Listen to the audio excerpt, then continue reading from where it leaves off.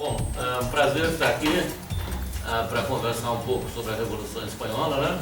Meu nome é Sérgio Nortes, sou professor, fui professor a vida inteira, atualmente estou aposentado, há 2 anos me aposentei, fui professor, trabalhei, sou historiador e trabalhei tanto no meu mestrado quanto no meu doutorado com temas relacionados ao anarquismo, né? E venho não só estudando anarquismo há muito tempo, como também militando no anarquismo há bastante tempo já, né? Desde a década de 80. A Revolução Espanhola é que durante muito tempo, como o próprio um dos depoentes do filme diz, foi esquecida, intencionalmente esquecida, né? Mas, mesmo sendo esquecida, a bibliografia sobre a Revolução Espanhola, ou seja, os trabalhos escritos sobre a Revolução Espanhola, se contam aos milhares, certo? São milhares de livros sobre a Revolução Espanhola. Uma das maiores bibliografias sobre um tema histórico é exatamente a Revolução, melhor dizendo, para ser mais correto, sobre a Guerra Civil Espanhola. Ou seja, grande parte dessa produção historiográfica dá mais ênfase à história militar da Guerra Civil, certo? Aos aspectos militares da Guerra Civil, porque o que acontece na Guerra Civil Espanhola? A Guerra Civil Espanhola, na verdade, é um grande ensaio, um ensaio geral, do que vai acontecer logo depois que a Segunda Guerra Mundial. A Alemanha nazista e a Itália fascista de Benito Mussolini e Adolf Hitler, o governo alemão nazista, já sob o poder do nazismo, e o governo italiano, já sob o poder de Mussolini desde 22, da marcha sobre Roma, vão apoiar os militares sublevados, vão apoiar o general Franco e vão mandar tropas para, certo, tropas alemãs, a Legião Condor, que vai fazer as primeiras experiências na Alemanha, da Força Aérea Alemã, Força Aérea Nazista, de bombardeamento de civis. Então essa parte bélica, ou seja, a história militar da Guerra Civil Espanhola, é extremamente enfatizada. E grande parte desses milhares de títulos que existem sobre esse período histórico na Espanha é exatamente sobre a Guerra Civil e uma história militar. Portanto, contudo, portanto, a Revolução propriamente dita ficou soterrada. Se falava muito sobre a Guerra Civil, sobre a história militar da Guerra Civil, mas a Revolução ficou soterrada. Agora, há motivos para isso, certo? A Revolução Espanhola, que começa exatamente 19 de julho de 1936, é com certeza a mais radical e a mais generosa revolução da modernidade. De todas as revoluções que nós temos no século XX, pode-se pegar a Revolução Russa de 17, pode-se pegar, inclusive, no século anterior, a Revolução Francesa, certo? Ou seja, a revolução mais radical, certo? E a crítica mais radical à modernidade, inclusive ao anarquismo que faz, mas a revolução mais radical e mais generosa foi a Revolução Espanhola.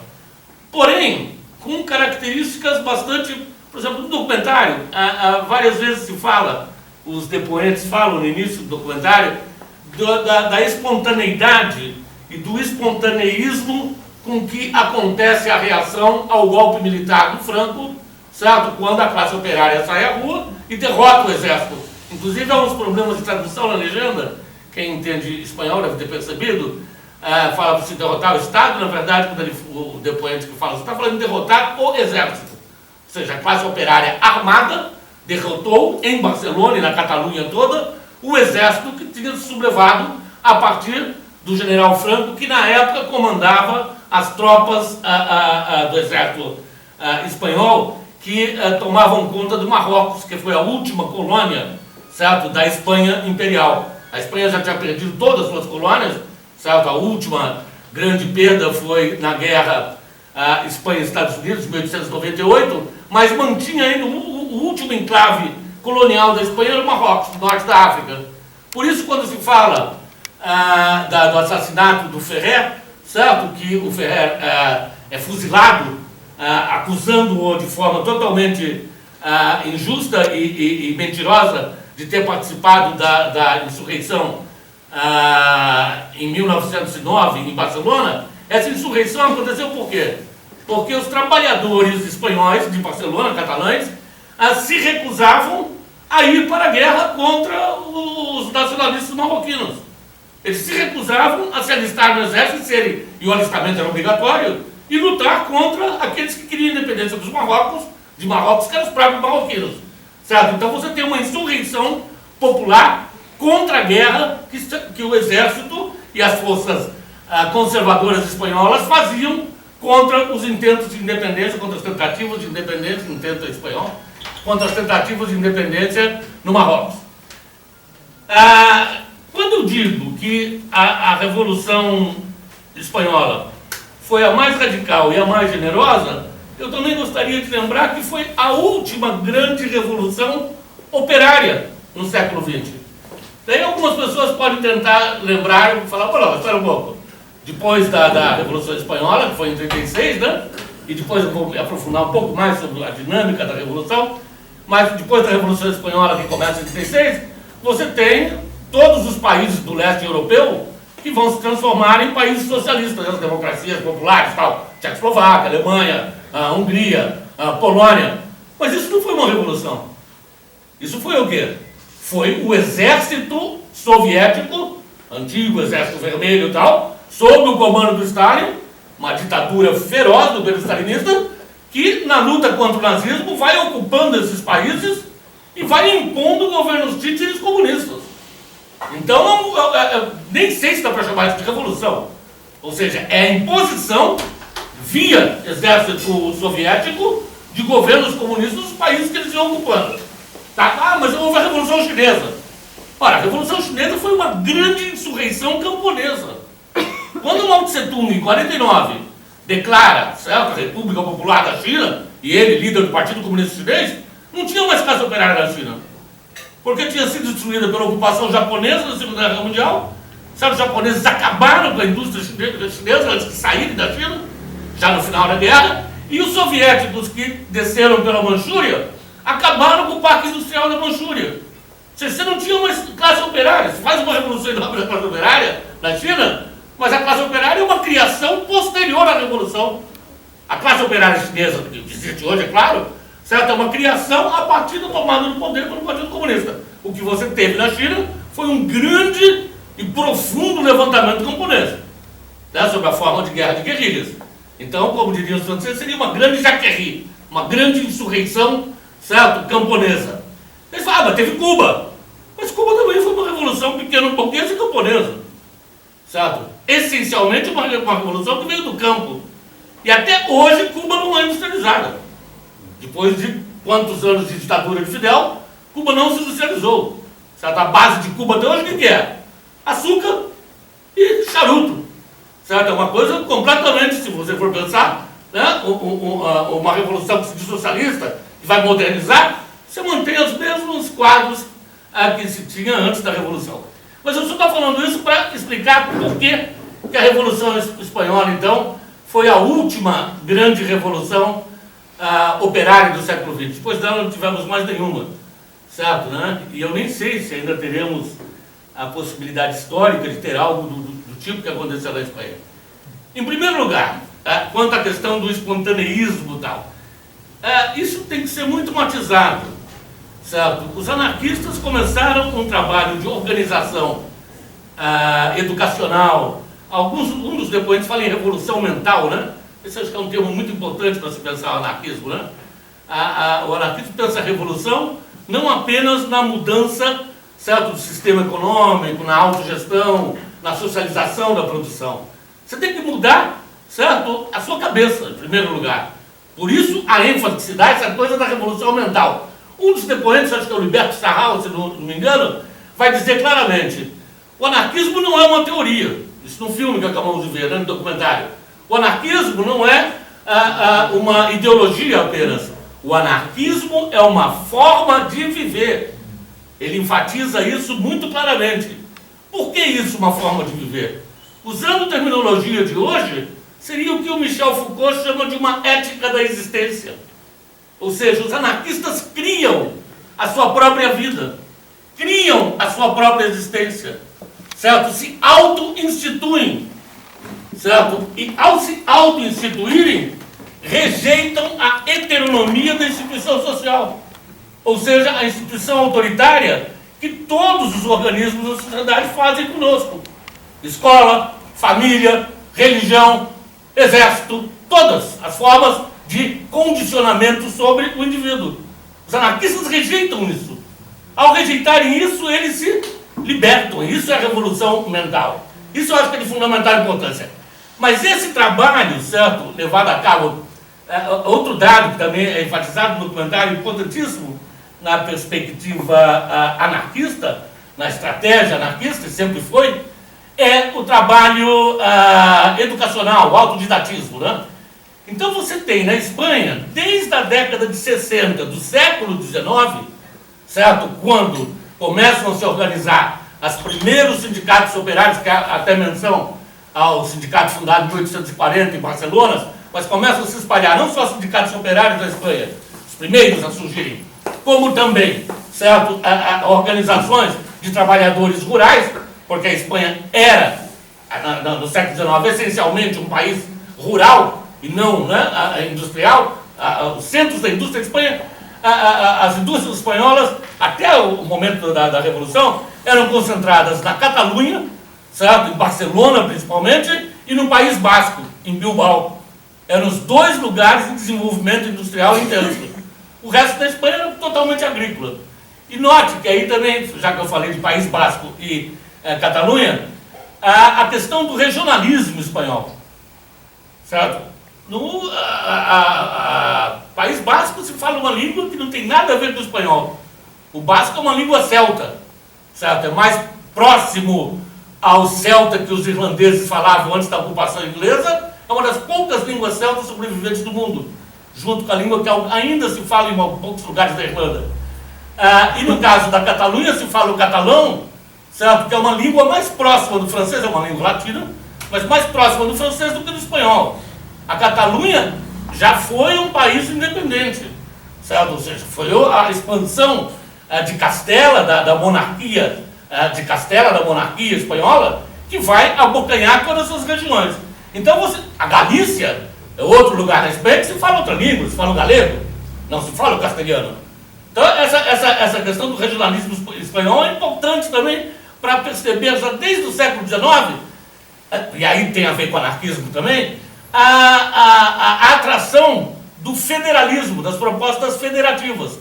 Se cita no documentário o Pi Margall, que não era anarquista, era um republicano radical, mas não era anarquista, mas que vai ser presidente da Primeira República, depois derrotada, da Primeira República Espanhola, ainda no século XIX, e que vai propor o quê? Uma organização federativa para a Espanha. Exatamente para respeitar essas especificidades regionais que as várias regiões espanholas apresentavam, inclusive no sentido de língua, de idioma diferente, de história diferente e tal. Mas essa postura, e o Pi Margall, mesmo não sendo anarquista, como eu disse, um republicano radical, ele é o primeiro tradutor na Espanha do Joseph Pierre Proudhon, né? O Proudhon, que é o grande pensador anarquista, fundador do anarquismo moderno, certo? E que vai escreve muito, ou seja, tem uma obra imensa, mas entre as obras que ele escreveu, vai escrever do princípio federativo, ou sobre o princípio federativo. A primeira tradução disso, em espanhol, será feita pelo Pi Margall. Mas essa estrutura federativa, certo, proposta pelo Proudhon, que era um pensador anarquista, vai ser adotada também pelos trabalhadores espanhóis.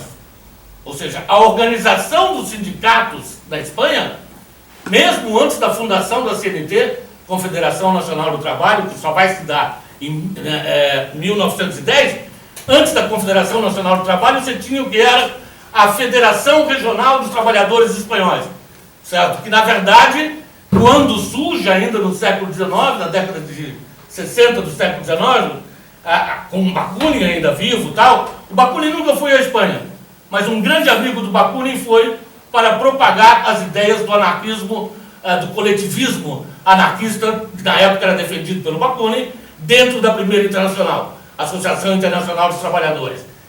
Esse grande amigo do Bakunin, certo, que vai fazer essa viagem à Espanha, se chamava, era um italiano, Giuseppe Fanelli. O Giuseppe Fanelli vai ficar uns 4 meses entre Madrid e Barcelona, conversando com os trabalhadores espanhóis que já existiam, conversando com as organizações operárias espanholas que já existiam, e esses trabalhadores vão, certo, se aproximar da Primeira Internacional, e aí se organizam nessa Federação Regional dos Trabalhadores Espanhóis, ou Trabalhadores de Espanha, que era o quê? A Federação Espanhola da Primeira Internacional. Era a seção espanhola da Primeira Internacional. Como a Primeira Internacional tinha seções francesas, seções alemãs, seções de toda a Europa. Certo? Então, é claro que também, nesse período, já começa a haver a divisão dentro da Primeira Internacional entre as posturas de Marx e as posturas de Bakunin. Enquanto Marx pregava, certo, a participação parlamentar, a criação de partidos políticos operários, tá? Partidos políticos não, socialistas, operários e tal, a conquista do poder político, né? E pregava uma centralização da própria Internacional, Bakunin defendia posturas radicalmente diversas. Pregava o federalismo dentro da Internacional, com o respeito a cada seção da Internacional, a sua autonomia, pregava um socialismo não partidário, ou seja, um socialismo que abolisse o Estado e transformasse a gestão estatal em autogestão social. Então a sociedade seria autogerida, federativa e autogerida. Então são duas concepções de socialismo radicalmente diversas. A concepção que vai vingar na Espanha, certo? Como também vingou no início do movimento sindical, a CGT francesa, também era anarco-sindicalista. Ou seja, como no Brasil, no primeiro movimento operário brasileiro, a importância dos anarquistas na história do Brasil, do primeiro movimento operário brasileiro, é fundamental para se entender esse período da nossa história.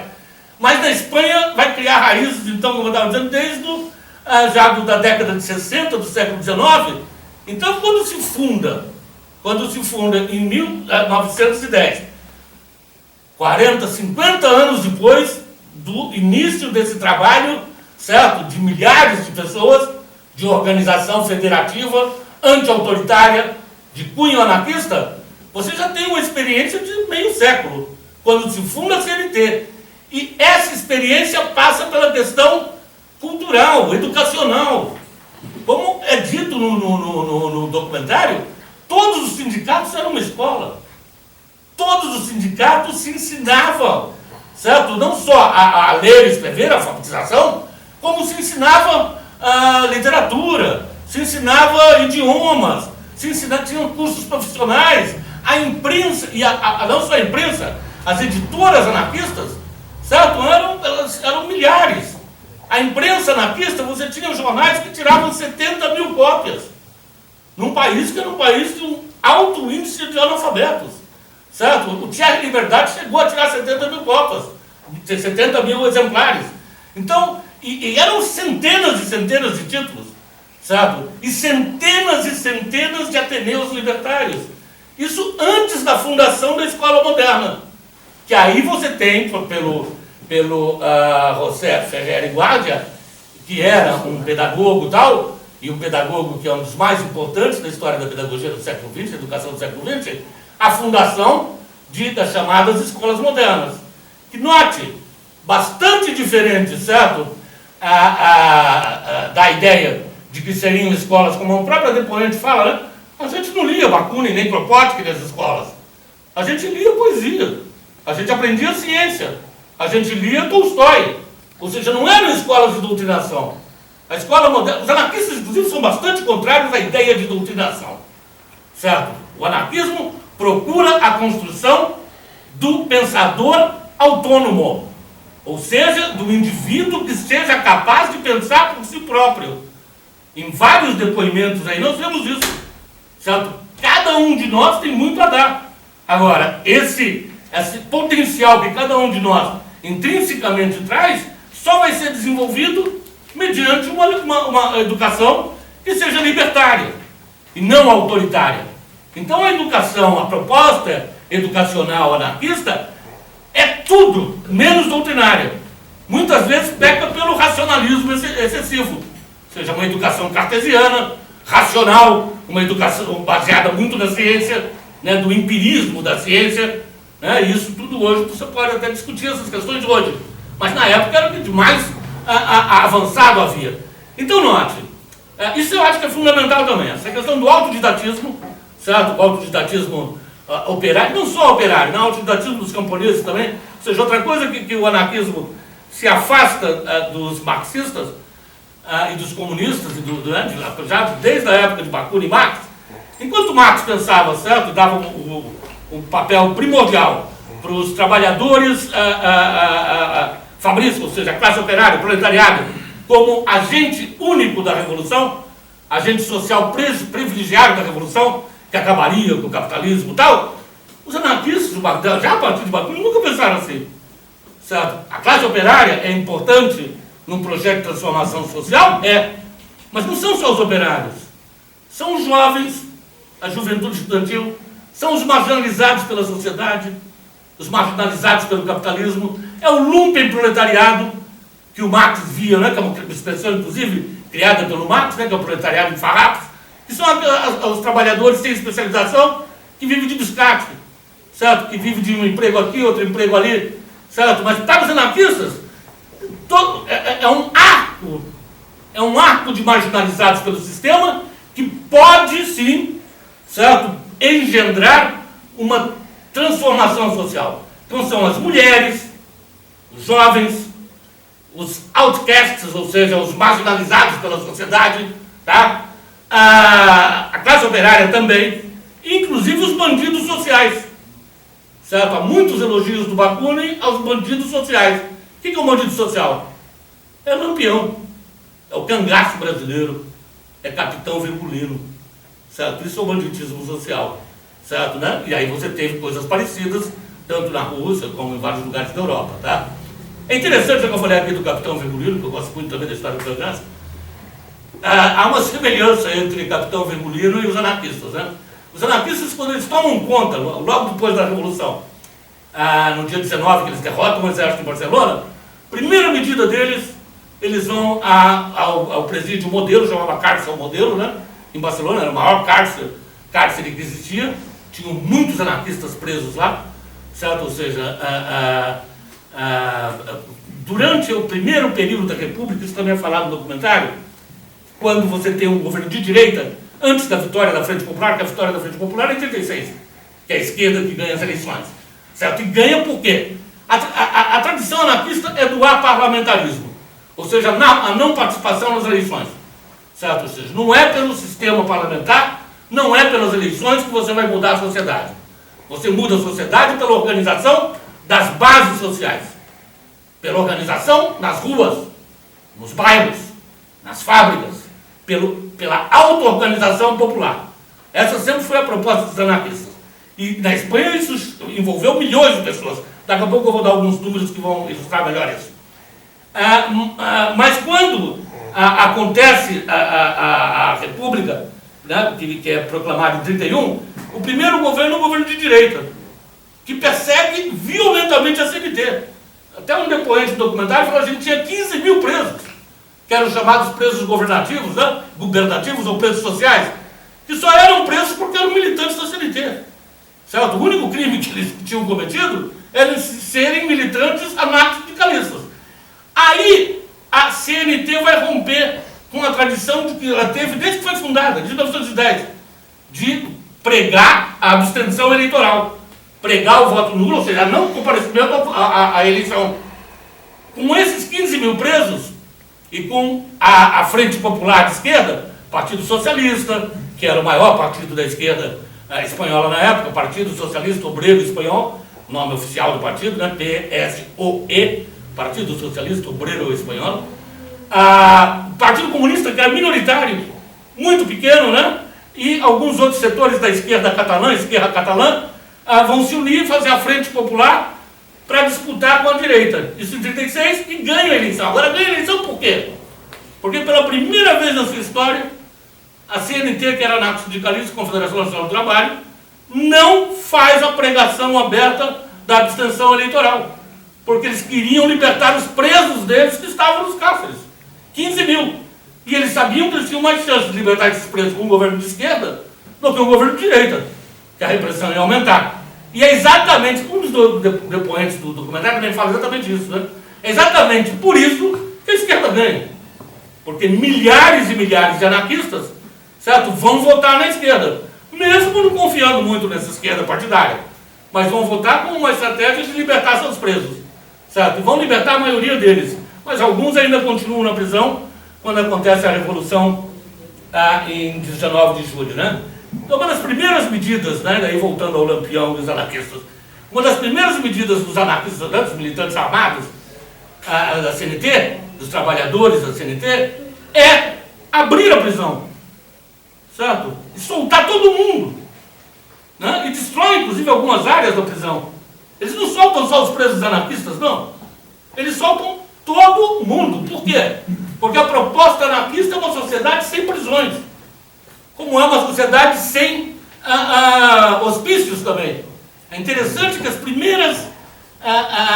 o hospício tem um texto do Guattari, né, Félix Guattari, que vai falar disso. As primeiras experiências antimanicomiais vão se dar exatamente na Espanha revolucionária. Ou seja, acabar com a internação compulsória de aqueles que são considerados loucos. Dar um tratamento humano para eles, mas que eles não ficassem cercados dentro de um lugar, amarrados de cabeça de força, tomando choque. Então, acabar com a prisão e acabar com os manicômios. Isso já estava na pauta dos anarquistas da Revolução. Agora, por que eu fiz o paralelo com o Lampião? Porque o Lampião também, quando tomava uma cidade, toda cidade que ele tomou, certo? O grupo dele no Nordeste, a primeira coisa que ele fazia era ir na cadeia, certo, né? E abrir a cadeia, botar fogo de copo, soltava todo mundo que estava preso ele soltava, e daí botava fogo na cadeia, certo? Então, só conheço dois grupos que fizeram isso na história. Os anarquistas e Lampião, capitão Virgulino. Mais ninguém. Os comunistas, quando tomam poder, eles nunca vão destruir prisões, ao contrário. Se puderem, vão construir mais, para poder prender mais gente. Né, certo? Nunca vão destruir prisões. É só pegar a história aí do movimento comunista internacional. A Revolução, ao começar, certo? Tem um livro que eu gosto muito, do Hans Magnus Enzensberger, um escritor alemão, que se chama O Curto Verão da Anarquia. Foi traduzido para o português, saiu pela Companhia de Letras. Hoje está esgotado, mas acho que ainda dá para achar naquela estante virtual, né? Na rede de sebos lá, né? Curto Verão da Anarquia, Hans Magnus Enzensberger. Por que Curto Verão? Porque a Revolução começa em 19 de julho de 36 e vai, na verdade, até 37, certo? Ou seja, né? O Durruti, que é uma das figuras exemplares do anarquismo espanhol, Bonaventura Durruti, vai morrer em 20 de novembro de 36, na defesa de Madrid. Ou seja, logo após a Revolução acontecer na Catalunha, em Barcelona, em toda a Catalunha, se formam milícias. As milícias operárias formam colunas, tá, de milicianos para defender as outras cidades que estavam sendo ameaçadas pelo exército do Franco, o exército sublevado, certo? Fascista. Né? Depois eu vou falar um pouco sobre as características desse fascismo espanhol, que é o falangismo, né? Que é diferente do fascismo alemão, do fascismo do nazismo alemão e do fascismo italiano. Mas então o Durruti vai formar a coluna Durruti, vai ter o nome dele, que são milhares e milhares de milicianos trabalhadores armados, certo? E vão defender Madrid. E em Madrid ele leva um tiro, uma história até hoje muito controversa, mas morre no dia 20 de novembro, o Durruti, né? Esse período, certo? Aí a Revolução continua ainda. Tá? E o que é a Revolução? Então vamos lá, o que a CNT fez para caracterizar uma revolução? Em primeiro lugar, certo? Se coletivizou toda a indústria, todo o sistema de transporte, bondes, ônibus, trens da Catalunha. Lógico que a Catalunha, como eu disse anteriormente, era a região mais desenvolvida da Espanha, certo? Então não era como Barcelona, era uma das maiores cidades da Europa na época, tá? Toda a infraestrutura econômica, ou seja, todo o aparato econômico, as indústrias, o sistema de transporte, tá? Também os hotéis, as padarias, tudo isso foi coletivizado e gerido através de comitês de trabalhadores. não gerido através do Estado, através de partido, eram os trabalhadores em assembleia que decidiam como produzir, certo? Como aumentar a produção, ou como reverter a produção, como se falou também, as indústrias Ford, a Pirelli, indústrias de aviões também que existiam em Barcelona, vão ser convertidas para o esforço de guerra, certo? Vive uma guerra civil violentíssima. E o exército, apoiado pela Alemanha nazista e pela Itália fascista, recebia armas da Alemanha, recebia armas da Itália, recebia aviões, e recebia oficiais desses exércitos, tanto do exército nazista como do exército italiano. Certo? Ora, os anarquistas tinham milhares de militantes. Né? Na verdade, a CNT, em 1934, tinha 1.600.000 militantes. Isso em 1934, 2 anos antes da Revolução. Quando acontece a Revolução, a CNT está chegando a 2 milhões de filiados. A UGT, que era a segunda central sindical, União Geral dos Trabalhadores, que era ligada ao Partido Socialista Espanhol, a UGT chegava a 1 milhão. Certo? Então a CNT tinha o dobro de militantes do que a UGT. O Partido Socialista Espanhol tinha 200.000 filiados. O Partido Comunista, em 34, são dados de 34, e dados de um jornal da direita espanhola, do jornal ABC, que era monarquista. Então são dados confiáveis, porque era a direita que estava falando, não era a esquerda não. Então, isso em 34, a CNT tinha 1.700.000 militantes, a UGT não chegava a 1.900.000 e pouco, quase 1 milhão, que é a Central Sindical Socialista. O Partido Socialista Espanhol tinha 200.000 militantes filiados, o Partido Comunista não chegava a 13.000, tinha 12.000 e pouquinho, era minúsculo, certo? O Partido Comunista Espanhol. E aí você tinha outras organizações anarquistas. A FAI, Federação Anarquista Ibérica, que foi fundada em 1927, em 1934 já contava com aproximadamente de 60 a 80.000. A FAI nunca gostou de contar muito seus militantes, até por questões de segurança, mas de 60 a 80.000, segundo um dos maiores conhecedores e historiadores da FAI, que é o Juan Gómez Casas, é isso, né? A história da FAI? Juan Gómez Casas, ele vai dar essa cifra. Então, só a FAI, certo? Mais 60 a 80.000 militantes. E as Juventudes Libertárias, a Federação das Juventudes Libertárias, que também era anarquista, tinha de 80.000 a 100.000. Então, se você contar todo o conjunto, certo, do anarquismo na Espanha na época da Revolução, é em torno de 2,5 milhões para cima, tá? De militantes anarquistas, certo? Pessoas que tinham uma vivência diária de militância, certo? Isso sem contar, é claro, aqueles que eram áreas próximas, simpatizantes, tudo isso. Então a Revolução o que é? É a socialização da produção e a autogestão dessa produção. Isso rompe diretamente com a experiência socialista, a única que existia na época, que é a experiência soviética. Que, certo, no início, quando começa a Revolução, em 1917, a proposta era essa da União Soviética, que eram conselhos operários. A proposta era da gestão operária da produção. Mas aí você tem o monopólio do Partido Comunista, a ditadura do Partido Comunista, o Partido Bolchevique, né, porque foi o Partido Comunista, que vai se apoderar do Estado e não vai ter mais nenhuma sombra de democracia operária ou de autogestão operária. Aí quem vai mandar são os funcionários do partido, certo? Então a Revolução Espanhola, ela retoma essa ideia que está desde lá da fundação da Primeira Internacional, no século XIX, de que a emancipação dos trabalhadores será obra dos próprios trabalhadores ou não acontecerá. Então a autogestão é o quê? É a organização da produção socializada pelos próprios trabalhadores, eleitos. Claro que você tem organização. Óbvio, o anarquismo é contra a organização. Certo? Isso é um grande mito que tem que ser desfeito. O problema é que nós não aceitamos a organização, certo? Que seja feita de cima para baixo. A nossa organização nasce da base. Então, através de assembleias, se elege delegados, sim. Delegados que podem ser revocados a qualquer momento. Porque eles são apenas delegados, eles não são representantes. E esses delegados, que são eleitos por comissão, por assembleias de fábrica e tal, é que vão gerir, vão dar os objetivos de quanto vai se produzir, aonde se arruma matéria-prima, seja, as questões logísticas do funcionamento de uma fábrica. Tá? Isso aconteceu na área industrial, com grandes resultados. Há um livro também, antes de falar do livro, aconteceu também no sistema de transporte, certo? O ônibus tinha menos, mas basicamente metrô, tramvias, que se fala em espanhol, metrô, desculpe, bondes, né? Não, tramvias é bonde, na época não tinha metrô.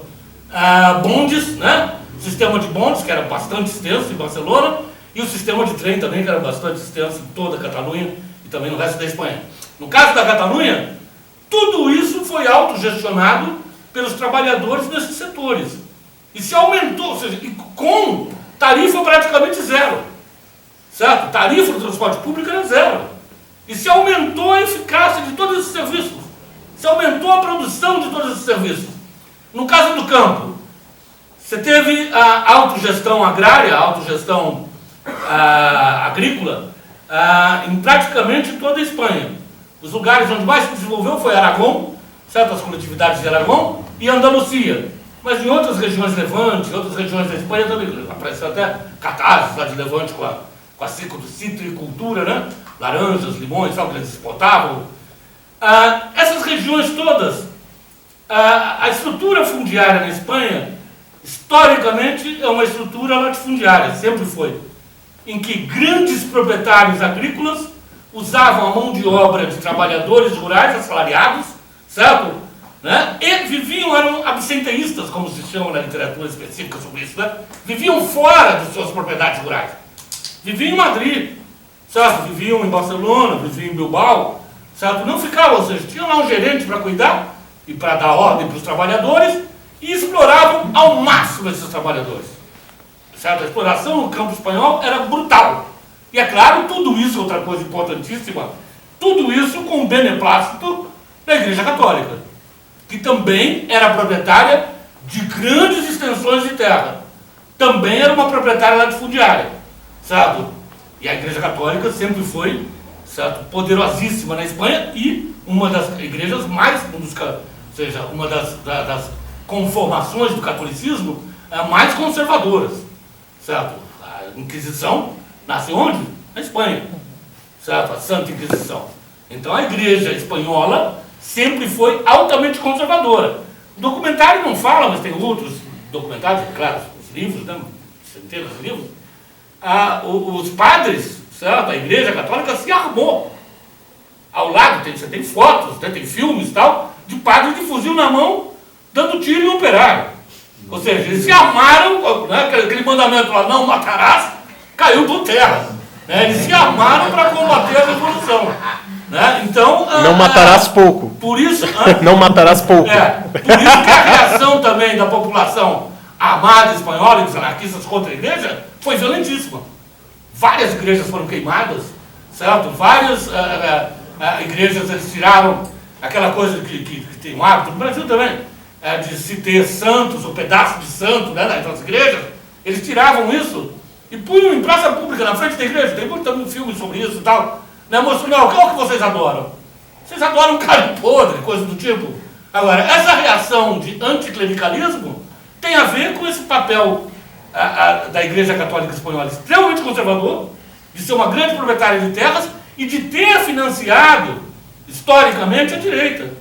Por exemplo, durante a ditadura de Primo Rivera, né, Primo de Rivera, que é de 23 a 30, até a proclamação da República, é uma ditadura militar, ainda monarquia.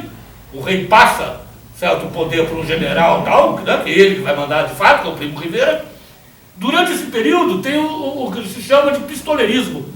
Ou seja, as patronais, né, os donos das indústrias da Catalunha, exatamente pelo crescimento da CNT, vão organizar grupos de pistoleiros profissionais para matar sindicalistas na rua.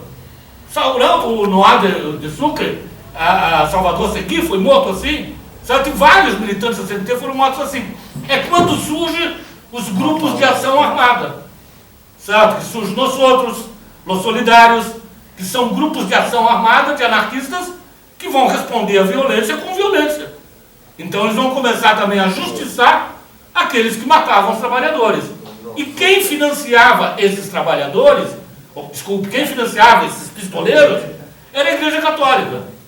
E um dos cardeais, cardeal Sodevilles, estou certo no nome, mas um cardeal que era importante nesse esquema, Durruti e o grupo do Durruti, que era nós outros, põe o cardeal para usar, põe uma bomba embaixo da carruagem do cardeal, certo? E bum, vai cardeal, vai direto para o céu, sem intermediário, aquele que não queria falar tanto do céu. Ou seja, então era ação direta, violenta, contra aqueles que faziam a violência para a classe operária. Isso é outra coisa importante, porque esses grupos de ação, mais tarde, vão se transformar em comitês de defesa da CNT. Então essa ideia de espontaneísmo não existe. Em 1934, 2 anos antes da Revolução, certo? A CNT decide, pela formação, a FAI também, pela formação de grupos de defesa e treinamento militar. Você tem livros sobre isso. Você tem um livro que é do Agustin Souchy. Não é do Souchy. Não. É um outro. É um francês, mas daqui a pouco eu lembro. Sobre a história desses comitês de defesa. Esses comitês de defesa, que eram praticamente clandestinos, eles só vão se manifestar depois que a Revolução é vitoriosa, mas eles eram comitês de 6 pessoas, armados, faziam treinamento militar, certo? Preparavam-se para a guerrilha, para a luta armada, e faziam também trabalho junto aos quartéis, para trazer a base dos quartéis, soldados e tal, para as ideias da CNT. Então, quando a Revolução estoura em 36, você, além desse trabalho cultural, certo? Esse trabalho de ginástica revolucionária, como eles próprios diziam, feito pela CNT e pela FAI, certo? A ocupação de fábricas, as grandes greves, as escolas, os ateneus libertários. Por exemplo, quando se fala dos ateneus libertários, é importantíssimo, né? A imprensa libertária, os livros anarquistas. Se falava que uma das atividades, tinha muito teatro, tal, nos ateneus libertários, nos sindicatos também. Aqui também no Brasil, no início do século, era muito comum isso. Mas havia muito recital de poesia, sarau de poesia, que é o que acontece hoje na periferia, por exemplo, de São Paulo, aqui em Santos, em alguns lugares, mas em São Paulo é muito forte, certo? Que as próprias comunidades se auto-organizam para produzir cultura. Era isso que os anarquistas faziam, e é isso que hoje grande parte da periferia está fazendo também, né? Certo? Por isso que eu acho tão positivo esse movimento desses saraus e dessa agitação cultural na periferia, né? Ora, então, falar em espontaneísmo na Revolução Espanhola, na minha opinião, é um grave equívoco, porque além de todo esse trabalho cultural de revolução mental, sabe, dos ateneus, da imprensa, que eram centenas, milhares de títulos e tal, você tem também essa coisa da preparação militar. Certo? Primeiro com os grupos de ação, para responder à direita armada, e depois, a partir de 34, como algo orgânico, ligado à CNT e ligado à FAI, que aí já era se preparar para a luta armada mesmo. Certo? Então, não houve nada de espontaneísmo, não. Eles sabiam muito bem o que queriam e para onde iam. Voltando agora à questão da autogestão, a outra coisa importante na autogestão agrícola. A autogestão agrícola, então, você ocupava as terras. Claro que com o eclodir da Revolução, muitos dos proprietários foram para o exterior. Tanto dos burgueses, né, que eram os proprietários tanto das terras, como proprietários das indústrias, fogem, porque, né, era uma revolução anticapitalista, pô.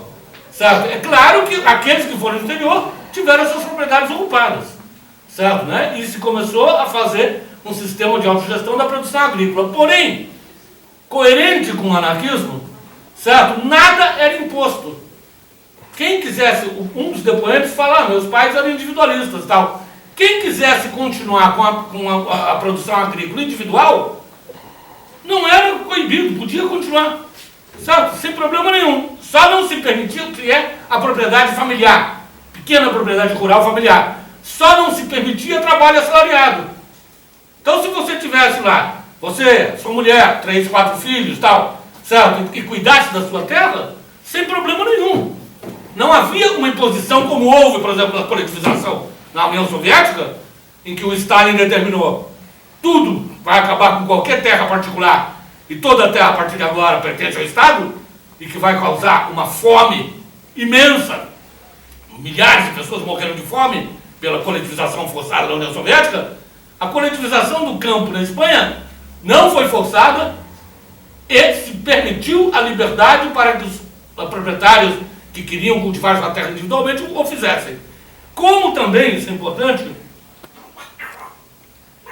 o respeito à diferença. Vocês viram no documentário muito dos naturistas, né? Certo? Os nudistas e tal, né? que são figuras fantásticas. Eu gosto dessa vertente individualista do anarquismo.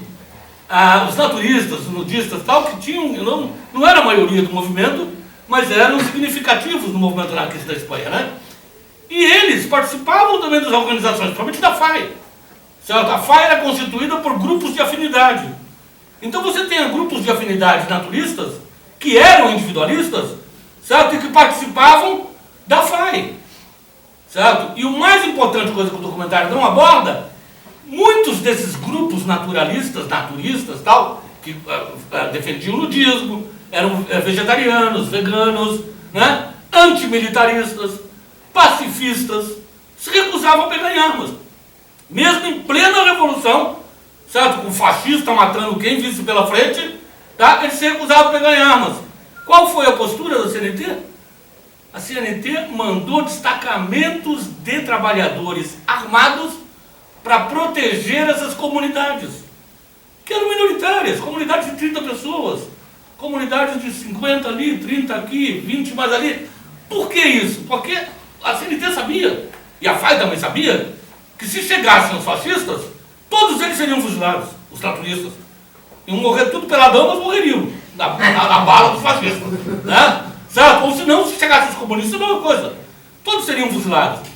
Mas a CNT e a FAI tinham como clareza de que a sociedade futura que eles planejavam era uma sociedade de respeito à diferença, de liberdade do outro. Então, se nós não deixamos que eles sejam antimilitaristas, pacifistas, e mesmo em plena guerra civil se recusam a lutar, se nós não protegemos esse direito, que porra de anarquistas somos nós? Então isso é inacreditável, por isso que eu falo da generosidade da Revolução. Certo? Né? Foi a revolução mais generosa que existiu, de proteger aqueles que não queriam lutar. Outra coisa também que é interessante a gente perceber, quando os anarquistas reagem, já, como eu disse, já estavam se preparando para isso, inclusive militarmente, e derrotam o exército na Catalunha, e daí também são responsáveis pela defesa de Madrid, principalmente na Catalunha, que eles eram hegemônicos, era a maioria do movimento operário, era anarco-sindicalista, eles podiam ter tomado o poder sozinhos, né? Certo? Isso foi discutido. O próprio Garcia Oliver, que depois vai ser ministro da Justiça, daqui a pouco eu vou falar também sobre essa coisa da participação dos anarquistas no governo, que é uma coisa complicada. O próprio Garcia Oliver defendia, em 19 de julho, falou, não, acabou. Somos nós, ganhamos, estamos armados, acabou. É a revolução anarquista que eles chamavam lá, basta com todo, ou seja, vai até o fim, certo, né? Aí os outros anarquistas da CNT ainda falaram, espera, pô, devagar andou, porque se a gente impõe a nossa vontade, só a nossa vontade, a gente está impondo uma ditadura anarquista, vai contrário de tudo aquilo que a gente sempre defendeu. Daí eles vão convidar para o comitê comitê das milícias antifascistas e tal, 2 representantes da UGT, que era a Central Sindical Socialista, 2 representantes do Partido Socialista Espanhol, Partido Socialista Operário Espanhol, PSOE, 1 representante ou 2, acho que era 1 só, do Partido Socialista Unificado da Catalunha, que era o nome, na Espanha todo o nome do Partido Comunista era Partido Comunista mesmo, PCE, Partido Comunista da Espanha.